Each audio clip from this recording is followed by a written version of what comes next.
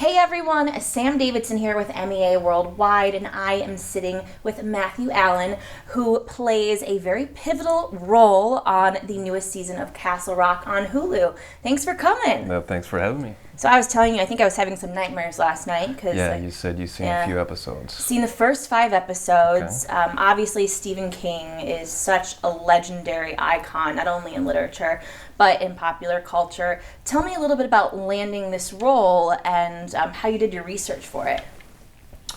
Well, I play Chris Merrill in this season, and landing the role was exciting because this is a universe that is so well known across the board.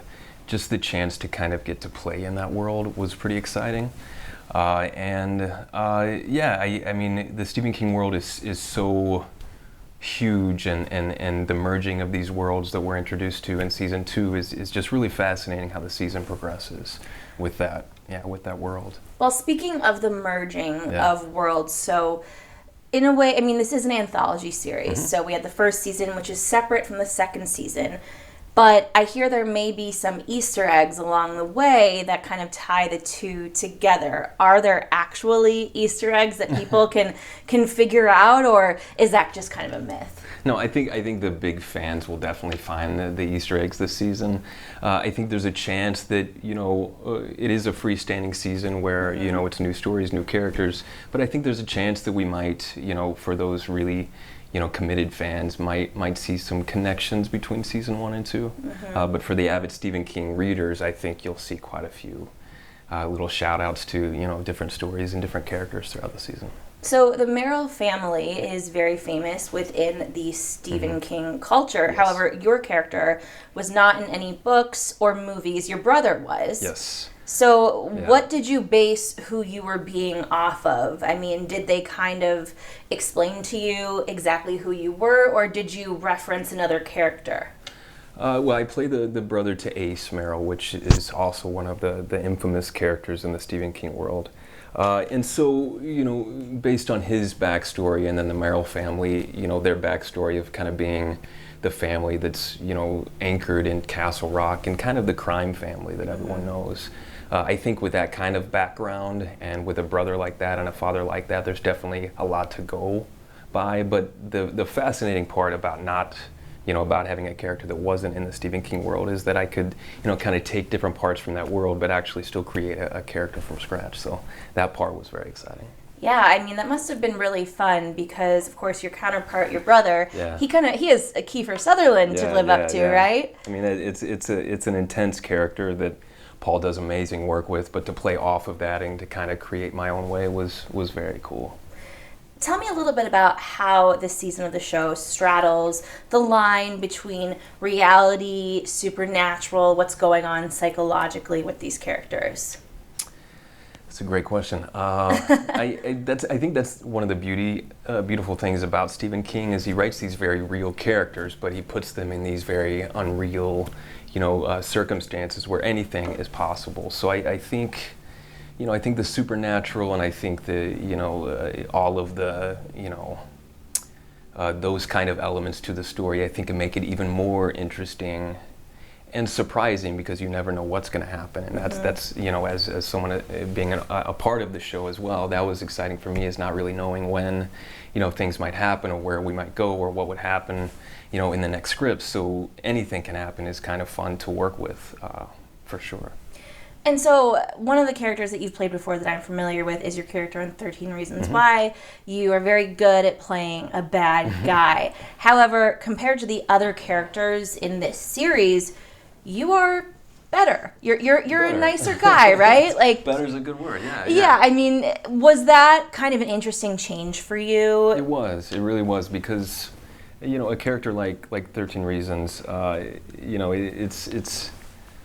it's very cut and dry. Kind of the character that he is and where he comes from and his intentions. But the great thing about playing Chris in Castle Rock was, there you'll see him, tirelessly try to keep everyone together, and he means well and he's got good intentions, and so it was nice this time around to play a character that, is at least means a little better than the last one that I played. But in that, I'm always excited to play both sides of things, because that's the exciting part. Absolutely. And my big question throughout all of this, because I'm not quite sure, Stephen King, how involved is he actually? And in a way, the show is like fan fiction, because it's taking his stories and it's either doing like the background of them or what. I mean, does he get... Obviously, he had to give the rights to this show. So do you know how that worked? I really don't know how it works. I didn't have the... I wasn't lucky enough to see him on set when I was there, so I would have loved to, even just sit with him for a few minutes and just pick his brain. But the idea is, he's created the world, and he's created this world that is everyone is familiar with, but you never know what you're going to get. So I think just kind of laying that groundwork, it has kind of set the tone for a pretty interesting season. And what was it like working with this amazing cast? Because we had Tim Robbins, like, whoa, and Lizzie Kaplan taking on such an iconic role that Kathy Bates played. Tell me a little bit about, bouncing off of them. I mean, that part was, the talent all across the board, Elsie Fisher and Paul Sparks and just the entire cast and crew that I worked with was incredible. So the chance just to work opposite people like that, and Tim and Lizzie, and watch them work was it was just incredible to watch. But because they're creating these characters that they care about, and they're working hard and doing their work, and you could tell days on set the amount of work Lizzie is putting into this fascinating character. It really shows in the series, and it was just amazing to watch everyone work and do the crazy good work that they've done this season. I don't know if you know the answer to this question, but do you think Lizzie had any kind of contact with Kathy Bates? I don't know that. That would be fascinating. Yeah. I'm sure Kathy's watching. Like, she is a big person that watches everything. Yeah. So I really love that about her. It's a really, I'm sure it was a very daunting character to tackle. But the work and the focus and the seriousness of really creating this character was so apparent throughout the season that the final product of this character, I think fans are going to be really into. I really do. So tell me about shooting the show. Where were you guys? Was it creepy? How long did you have to be there for? We were shooting outside of Boston. Okay. We started out there kind of April, May, and then we just wrapped not too long ago, so about 6 months out there. The Stephen King world is set kind of in Maine, we were talking about, and the small towns and the small pockets that are kind of outside of Boston. So we were all staying in different towns, and it's just the landscape is beautiful, the scenery is beautiful, and that Stephen King world is so well portrayed out there that it was really nice just to be in that kind of environment, to really focus and get to work. It was, I'd love to go back. I'd never been to Boston before, so I'd love to go back. Tell me a little bit about your history with Stephen King novels, movies. Were you a fan growing up? How did you prepare for this?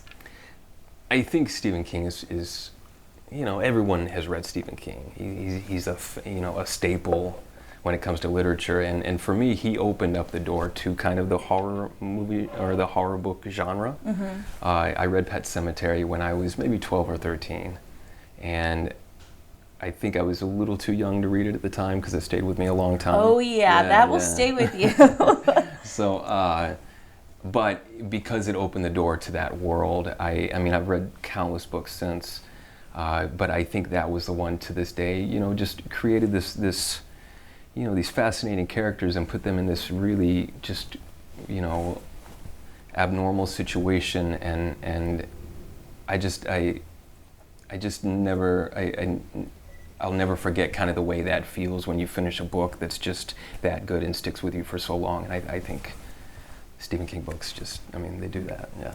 Well, weird transition, but I know that you are a dog lover from the cemetery. Let's talk about dogs. Let's talk about dogs. Yeah. No, but your life actually, when you Google yourself and you look yourself up, you just got married to an amazing actress. You have a kid, and it was very publicized. Like, your wedding seemed like such a special thing. What was that like for you both to be in the public eye and just coming together and having everybody watch and be so excited about it? I mean, that part was kind of after the fact. We had a pretty small ceremony with mainly just friends and family. So it felt very intimate to us, but it was beautiful, and we had everyone, special in our lives there to celebrate the day with us. And our daughter, who's 2.5 now, she was a part of the ceremony as well. So to us, it felt very small and intimate, but to see pictures and everything after the fact, it's just, it was a beautiful, perfect day, and it's really nice to see the pictures and the comments that everyone has about it. You're living the Hollywood dream right here, right? Yeah. That's amazing. And so a little bit more about your character, though. You're kind of the good guy. You're one of the few on the show, it seems. What can you tell us, though, about if there's more than meets the eye about your character? I mean, I think it's safe to say that in this world and in this, in this universe, maybe not everyone is safe. I think there's an element or some sort of, not darkness, but something a little off maybe about all the characters in one way or another in this world.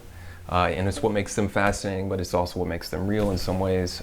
So I think through this season, you'll see Chris really try to do what's best for the community and the family. But I think, you might see him along the way really be challenged in his, in what really grounds him.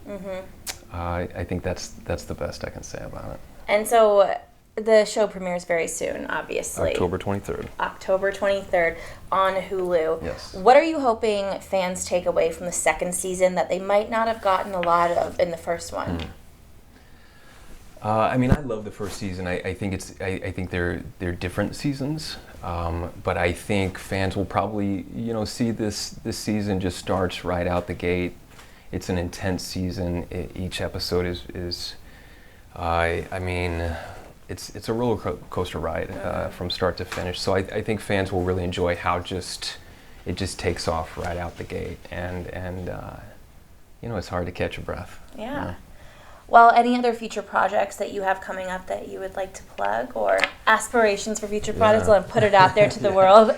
No, I was lucky enough to work on Lovecraft Country, which is an HBO series coming out next year.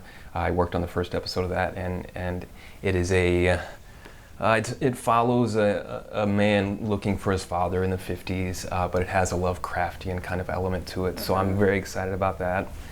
And I'm also excited about what's next. Yeah. Well, thank you so much for joining us. Yeah, I'm so excited for everyone to see the series right before Halloween, of course.